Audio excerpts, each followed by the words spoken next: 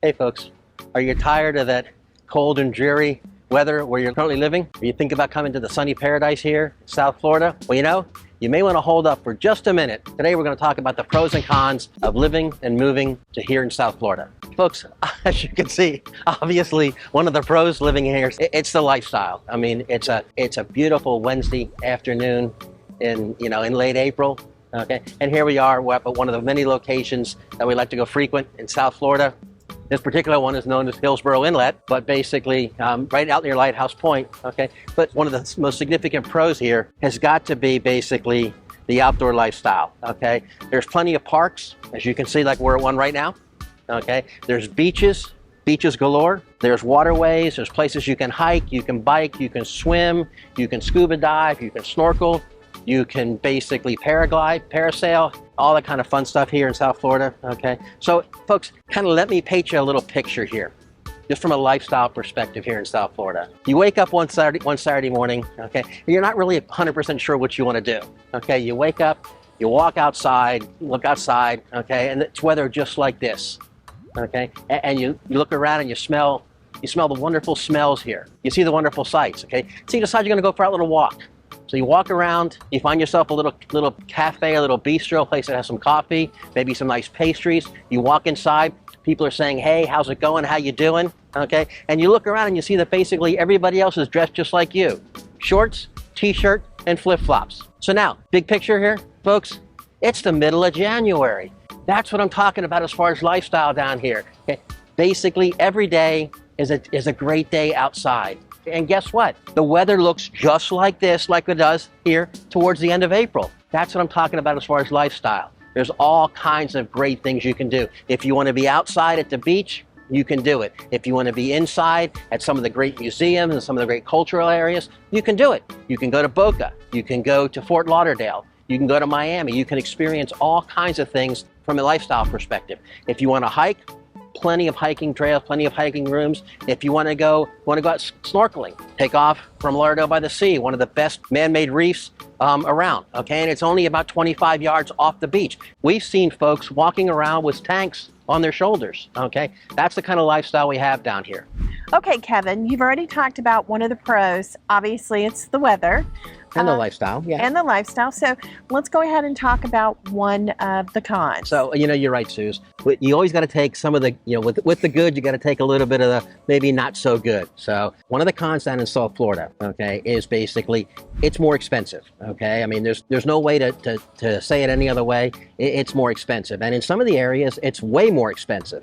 But generally, you're going to find that it's going to be more expensive to live here in South Florida. If you're going to look at it from the standpoint of, first and foremost, everybody's heard about it, everybody's talked about it, real estate.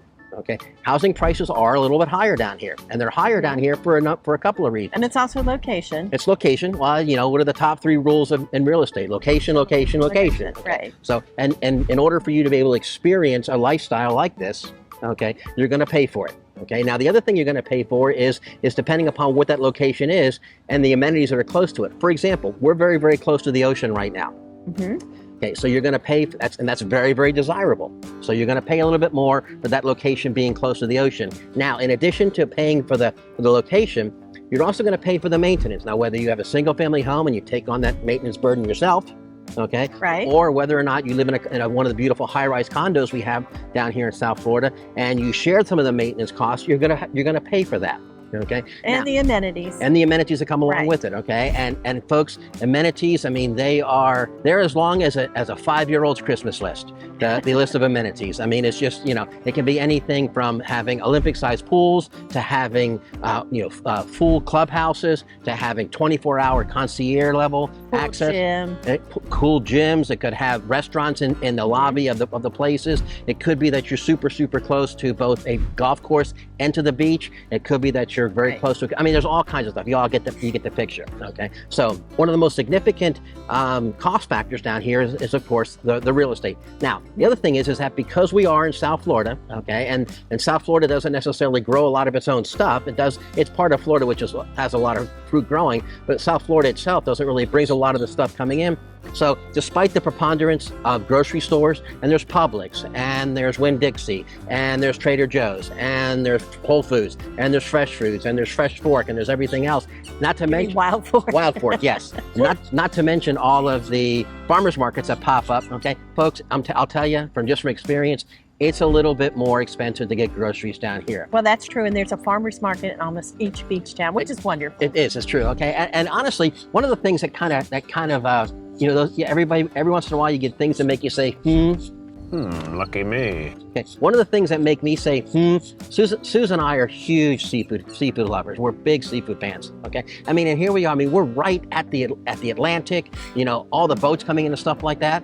Okay, and I don't know what it is, but I mean, you go into the store to buy a piece of fish, buy a piece of salmon, or buy a piece of swordfish or something like that. We bought the other night. Like we bought the other night. Okay, I mean, and it's not that cheap. It's also expensive. So the cost of living in South Florida is higher than anywhere else. Okay, and I'm not just talking like housing and groceries and whatnot. I mean, transportation. If you have driven down to South Florida from North Florida, from anywhere else in the country, as you get closer to South Florida, it seems that the gas prices seem to go up higher and higher. Now, that's another thing that makes me say, because basically the gas tax is on a state level. It's not on a city level. It's not on a city limit level, but for whatever reason, the price of gas seems to get a little bit higher down here. Must be expensive. Now, one of the things that's not high, one of the things that we've noticed is the cost of healthcare and the cost of healthy living. So there is a preponderance of healthcare options in and around South Florida. I mean, whether you're in Miami, whether you're in Lauderdale, whether you're in Boca or West Palm, there are hospitals, there are medical centers, there's geriatric centers, there's blood centers, there's cancer centers, anything you can... You mean like the Sylvester Cancer Center? Like the Sylvester Cancer Center. There are places like that that are all over South Florida. What that really is actually kind of keeps the cost of healthcare down relatively low. So while there is some high cost, there are some areas where you can look to, to kind of alleviate that. And there is some good news around that. Now, one of the other things you're going to pay a lot more for than maybe you're used to is utilities. We have about we have 2, 3, maybe 4 days a year that we don't air condition. I'm only kidding. Essentially from late December through probably late February or early March, air conditioning is pretty much optional down in South Florida. Once you get into April and May, and definitely June through September and October, you're going to want to run the air conditioner at least, if nothing else, to at least take some of the humidity out of the air. Definitely, and especially in the summer. So utility costs can be a little bit higher during some of the summer months down in South Florida. Okay? But if you compare it to some of the other areas in the country where you're basically turning your furnaces on throughout the entire winter time or whatnot, I think it may just equal out. I mean, linking back to when we lived in Georgia and when I lived in Virginia, that during the cold times, I mean, we had some hellacious electric bills in Georgia when we had Snowmageddon. And then I also had some hellacious electric bills living up in Virginia. Well, we did as well in Ohio. Exactly. So when it was snowing. So yes, absolutely. I mean, so it's maybe kind of a trade-off on that. So folks, basically, it is going to cost you a little more to live in around South Florida. But on the flip side, take a look at what you get. Take a look around. I mean, we're sitting here on a Wednesday afternoon, and it's absolutely gorgeous, and it's the end of April. There are some folks that are still in the north that are still dipping down into the 10s and 20s at night, and maybe getting up to the 50s and the 60s during the day.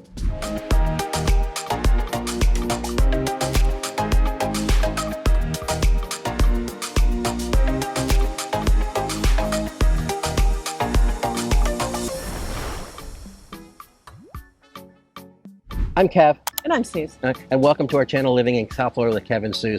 And folks, we are one of the original YouTube channelers down in South Florida. We are living in South Florida. It's been around for a number of years.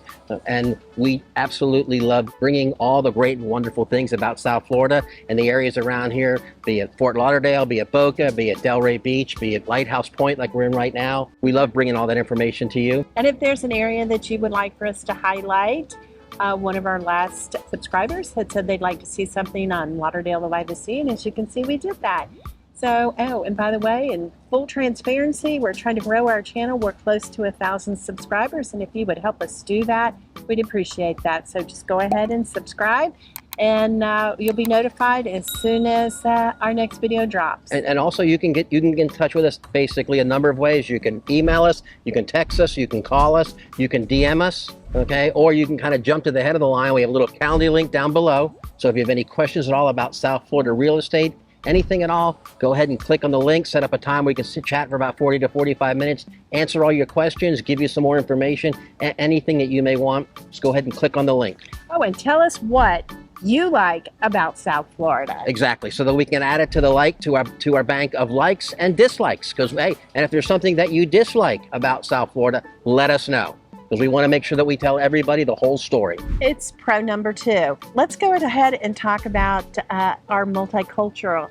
So folks, let's go back to our little dreamscape we had back in the beginning. We talked about the pro number 1. So you're out walking around, okay, and you found a little bistro, a little cafe. Okay, you walk inside there, and you, like everybody else, you're wearing your short sleeve shirts. You got your shirts on. You got your Olakai flip flops on, or whatever your favorite brand is. Olakai's mine. So you got your flip-flops on, okay, you're smelling all kinds of wonderful smells, you're hearing all kinds of wonderful sounds, and all of a sudden you realize, okay, that not everybody's speaking the same thing, and not everybody's eating the same thing. Well, folks, welcome to South Florida. South Florida is a melting pot of just about anything and everything you could think of, be it food, be it beverage. So you're talking about any type, Romanian. I'm talking all kinds of stuff. We have folks that come here from everywhere in the world. We have folks from Cuba. We have folks from Mexico. We have folks from Romania. We have folks that come in from Central Europe, from Western Europe, from Eastern Europe. We have folks that come in from the Far East and Canada, a lot of folks coming in from Canada, and we even have folks coming in from different parts of the U.S. So folks come in from everywhere, and one of the things Midwest, the West Coast, Northwest, Northeast, Midwest, we have folks coming from basically everywhere. And one of the things that basically surprises most people who come down here, for the most part, how everybody seems to kind of peacefully coexist. Now, we all have our thoughts as to why that is.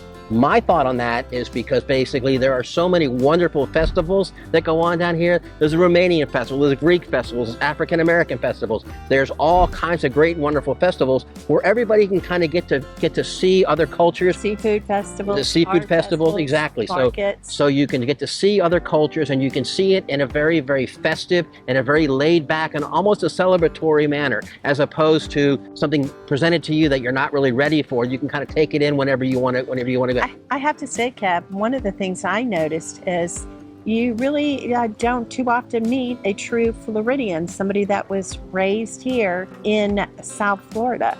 That's very true. That's actually not that different from when we lived up in Atlanta. There were actually very few people. You're one of the few people that I met that was actually from Atlanta, living in Atlanta. So there's not a whole lot of those around here too. Even if you do find folks that are from Florida, they've kind of moved around a little bit. We've run into a lot of folks down in our area up near Pompano Beach and Coconut Creek and Coral Springs area, down from Miami, or they're out from Doral, maybe even as far south as Homestead. So, and basically they love the South Florida area so much that they want to experience, they want to go to a little bit different areas. Some of our clients have actually said, hey, look, I grew up in Pembroke Pines, but basically now I want to kind of see if I can get a little closer to the water.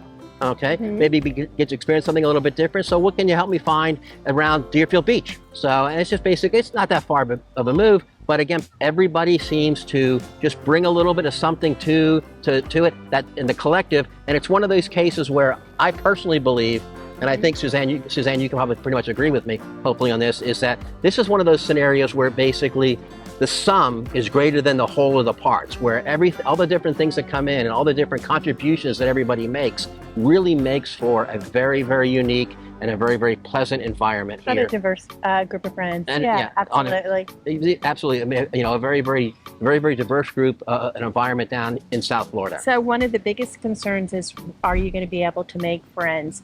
And, when you get to be our age, you ask that, and that's very important. And the answer is yes. You will be able to make friends. Exactly. And find friends that have the same interests as you. And also you'll find friends that have little diverse interests, some interests that are actually a little bit diverse from you, and you can learn from them, and you can share ideas and share viewpoints. But again, it's all part of the wonderful area and wonderfulness of South Florida being so diverse and so multicultural. Con number 2, it's going to be crowds. And what do we mean by crowds? So whether we're talking about crowded streets, whether we're talking about crowded restaurants, whether we're talking about traffic, so one of the things that you're going to see very, very quickly, and you'll see it even more so during the months of October through April, October through May, is that essentially you're going to see a lot of crowds. Now, if crowds are not your thing, that would be one of the things that I would say that you really, really need to consider in regards to thinking about relocating down to South Florida. As crowded as restaurants, as crowded as the streets, and as crowded as the amenities and the attractions may get. I mean, hell, one of the times we even went to go with some friends over to the casino, and we were there at like 2 o'clock in the morning. Okay, and it was like a Wednesday morning, and it was jam packed. Now, I don't know if they were giving something away, but I do know that it was around Thanksgiving. So it may just have been the time of the year. But I mean, even the casinos were crowded. If you don't like crowds, that's something you're going to have to deal with. Now, we kind of talked a little bit about traffic, and we mentioned traffic in every one of our videos, but that's because it bears mentioning, okay? If you are not a fan of traffic, and not many of us are, Right. okay, I'm kind of used to it, how we're coming from the Atlanta area. For me, a round trip commute from work was 28 miles. The round trip time was between 2.5 and 3 hours. So traffic, I can kind of take it or leave it. Now, the distances down in South Florida between the different areas, it's not nearly as... It's not that great, It's really. not, the distance is not that significant. However, with all the cars that are there and all the people that are out on the streets, okay, it can take you a whole heck of a lot longer to get there. So again... But I have to be honest, coming from Atlanta, the traffic, it depends on what area you come from. Right? There is traffic, but it's not as bad as Atlanta. If you're from New York, it's not as bad as New York. Or exactly. We have one of our friends, Mike, from LA. He came out here and he's like, Kev, no traffic. this is nothing. He says, I've been sitting out on 4. I think that's the name of the big road out in Los Angeles. He goes, I've been sitting on 4 at 1 o'clock in the morning, and it's no different than it was at 6 o'clock at night. So, so basically, I guess it's all matter of subjective, but again, it's something that you need to take into consideration. And from our perspective, and from most of the folks that we've talked to, the traffic and the crowdedness of being down here, being down in South Florida is a significant con. Okay. Now, part of that may also be the fact that there really isn't any more land being created in South Florida. Unfortunately, right. All of the reclamation work effort, and we are definitely not in favor of that, but all the reclamation work that could be done going out to the Everglades, that's been done. It's been stopped. There's no more reclamation work, and they're just not building any more land here in South Florida. So, and more people keep coming down, which is terrific. But again, you just need to kind of keep it in mind that it's going to be crowded, and it's going to be crowded during certain times of the year. The holidays, the high season, you're going to run into crowds. It's our Pro 3, which is basically job opportunities. Okay, Kevin, so let's talk about the job opportunities. And actually, that's one of the reasons why it brought us here. Exactly. Florida. So South Florida is basically one of the fastest growing areas in the entire country. And that area, we lovingly refer to it as a treasure coast, okay? Because we think of actually being down here as being a treasure. But the reality is the treasure coast runs from north around West Palm Beach all the way down south down to Miami area. And it's about 100 miles, 120 miles of coastline. But that 120-mile stretch of the South Florida area, or the Treasure Coast, it has been growing economically in leaps and bounds for a number of years. The GDP of that area alone exceeds the GDP of some of the smaller countries in the world. So basically, and there is all kinds of job opportunities down here. It used to be a number of years ago, back when I was in college and came down to Fort Lickerdale, as we used to call Fort Lauderdale, come down to Fort Lickerdale for spring break. Basically, the only thing you could do was come down for tourism, and that was the only real industry that was here. But over the past 10 to 12 years, we've seen a huge growth, a huge influx in other industries. IT and technology has come down here. Financial services has come down here. Can you name a few?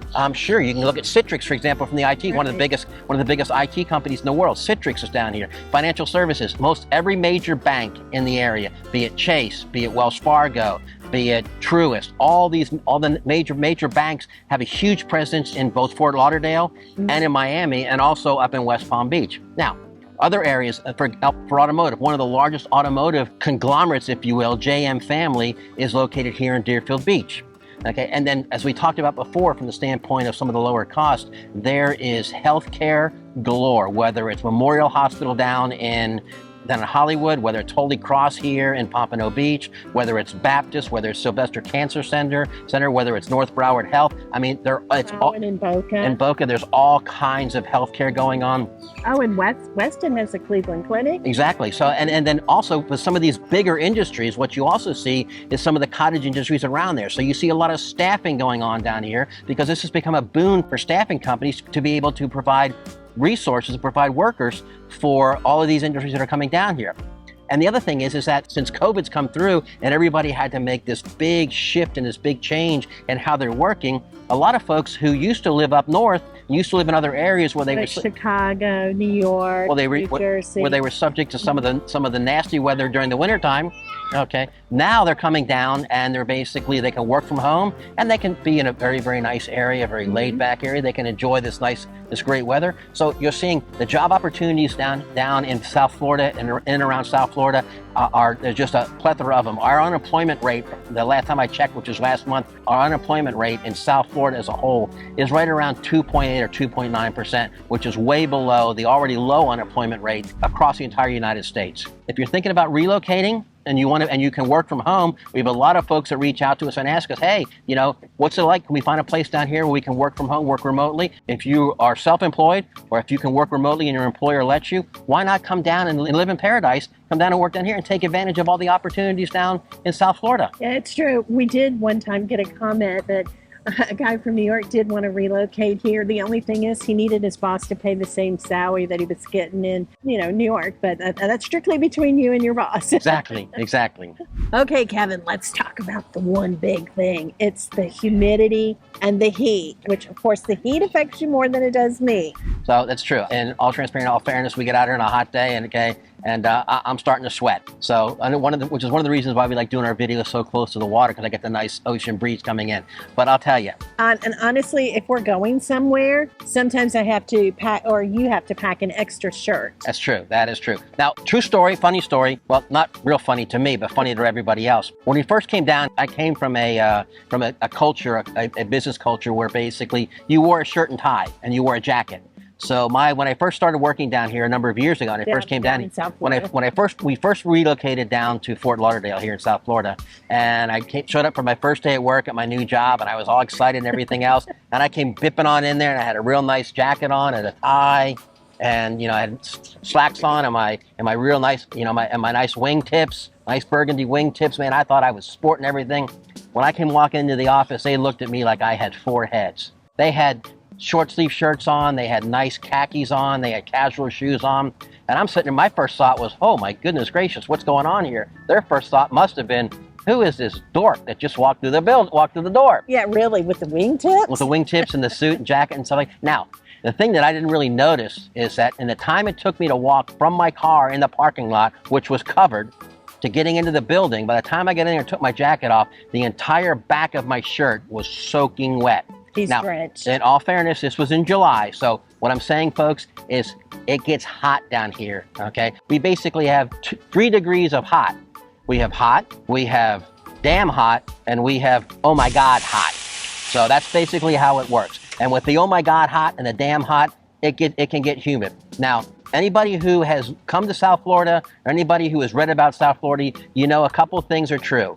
First and foremost is that you're going to get rain. You're going to get a rainstorm pretty much every day for about a half an hour. Now, what I think that is I think that's somehow, some way that the local climate is trying to wash all the heat out of the air initially. Well, it does make it a lot cooler. It does. For about 30 seconds for about 30 minutes after the rainstorm, it's nice and cool. Okay, and all those puddles that collect and everything else, an hour later, it's as humid as it was before, if not a little bit more. But, and all joking aside, folks, you need to watch out, and especially in the summertime, if you're prone to heat, if you're prone to heat exhaustion, if you get sunburnt easy, you just need to be aware of it when you come down here. It is hot and it is humid. And as Sue says, basically, during the summertime, every day is a bad hair day. Well, yeah, that's true. But you know what? You get used to it and you just bring a clip. Exactly. That's it. No big deal. As we talked about some of the things you can do down here at the beach, as one of the things is a Black Pearl, which is actually one of the nice snorkel boats and dive boats that you can go out and you can kind of check things out. So it takes you out to some of the nicer places you can go. Little snorkeling,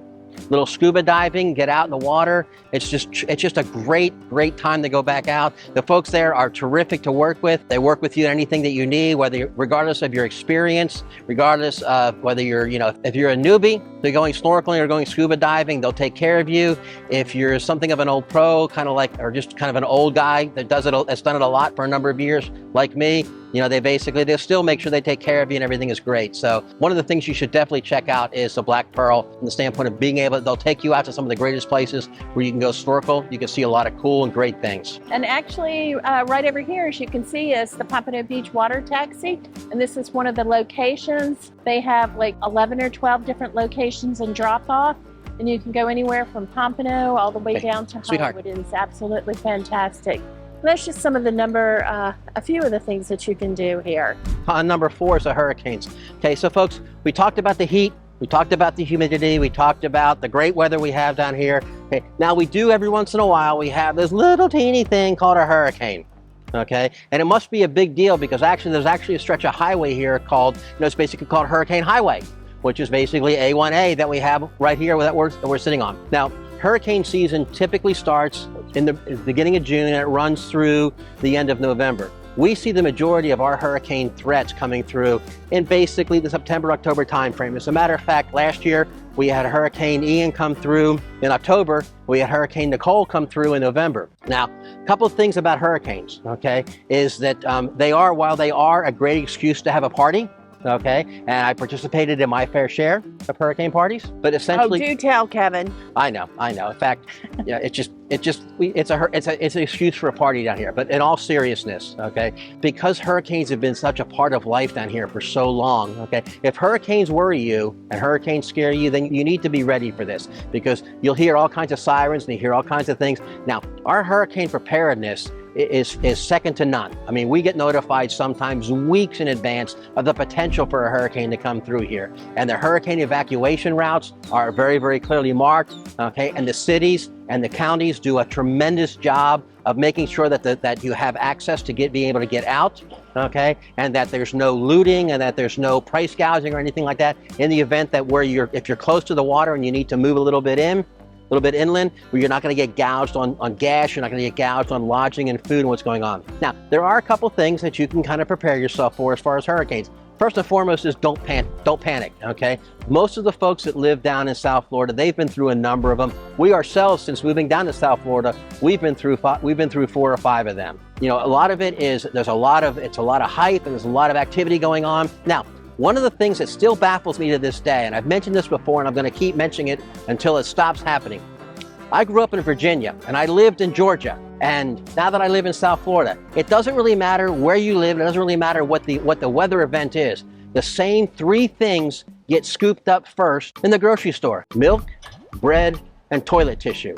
Now, we have noticed that there's been an increase in the run on beer and alcohol down in South Florida to get prepared. I'm thinking that's getting prepared for the hurricane parties. But it doesn't really matter whether it's snow or whether it's rain or whether it's a hurricane. The same 3 things go, which still kind of baffles me. But folks, in all seriousness, it's something you need to be cognizant of, something you need to be prepared for.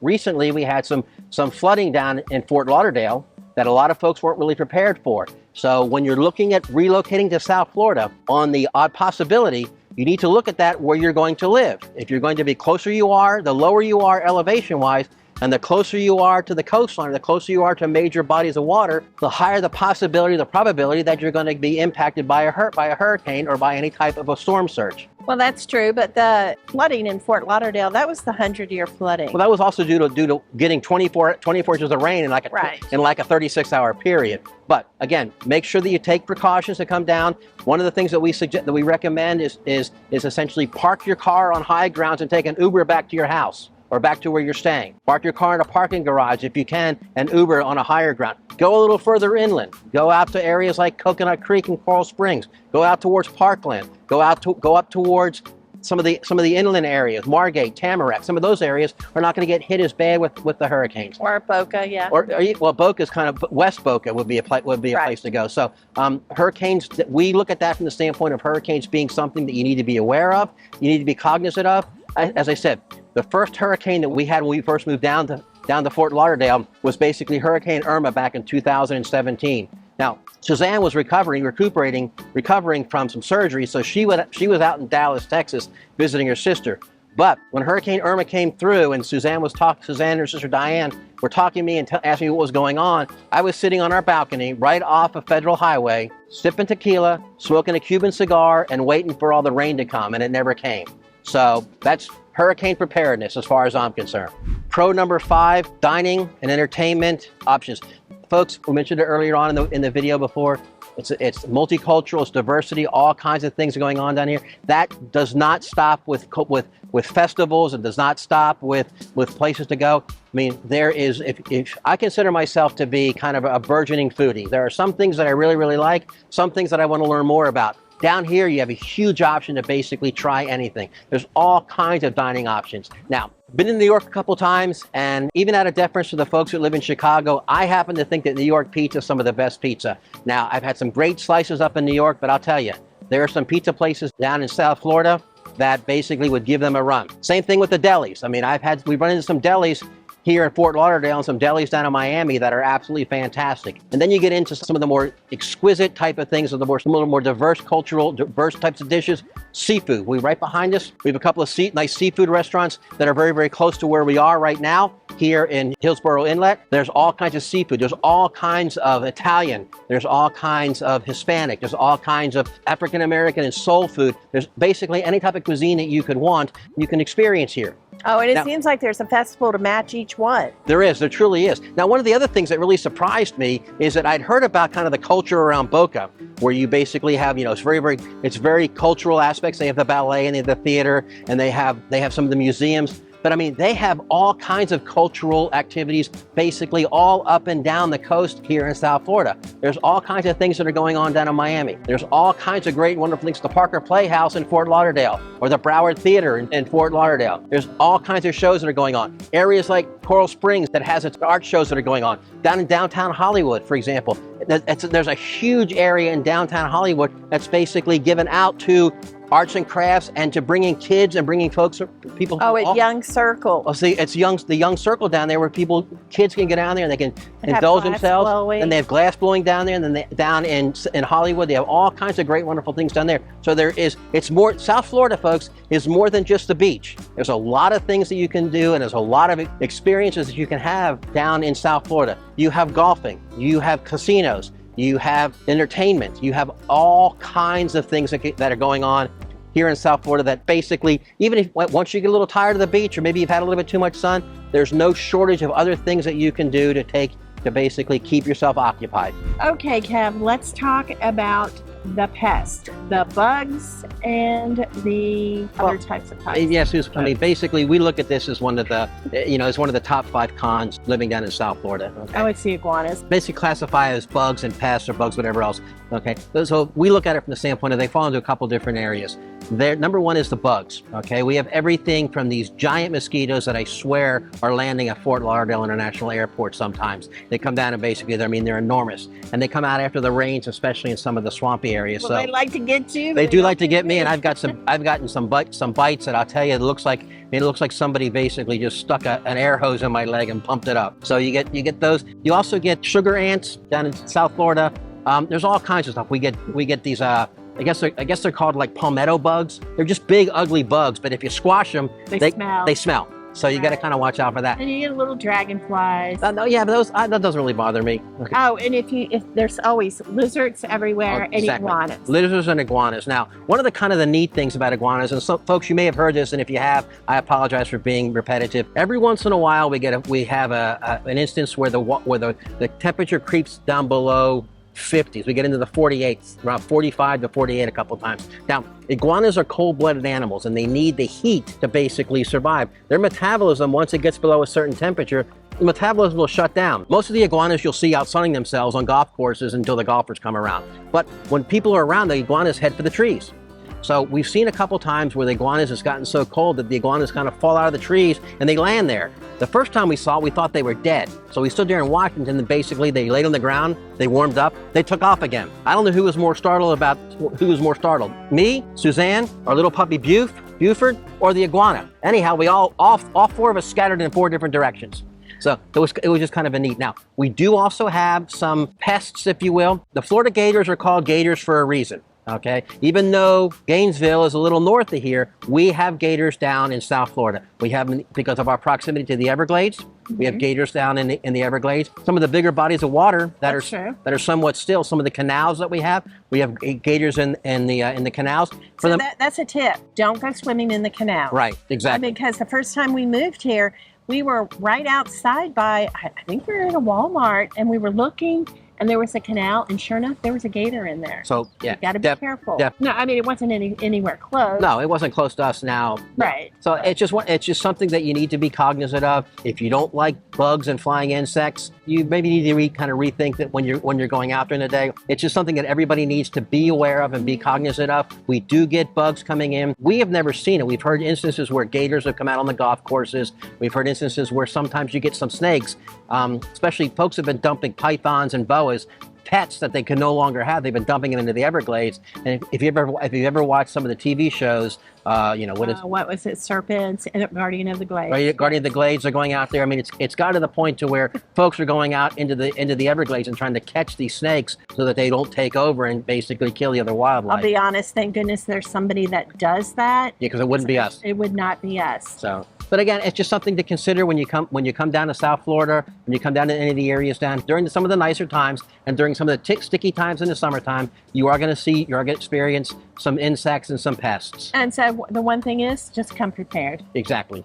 So folks, there you have it. You have the pros and cons of the South Florida area as Susan and I have experienced it, as folks have told us, and as we've read about it. Again, don't necessarily take our word for it. Come on down to South Florida, experience it for yourself. Let us know what you think the pros are. Let us know what you think the cons are. If you have any questions about any of this, please feel free to reach out. Yeah, and if you're relocating, just go ahead and reach out. Drop us a note in the box below. Give us a call. Shoot us a text. DM us. Set up a calendar link to chat with us. We love to hear from you. We love to hear good, bad, and different. We love to hear from you. And do leave your comments.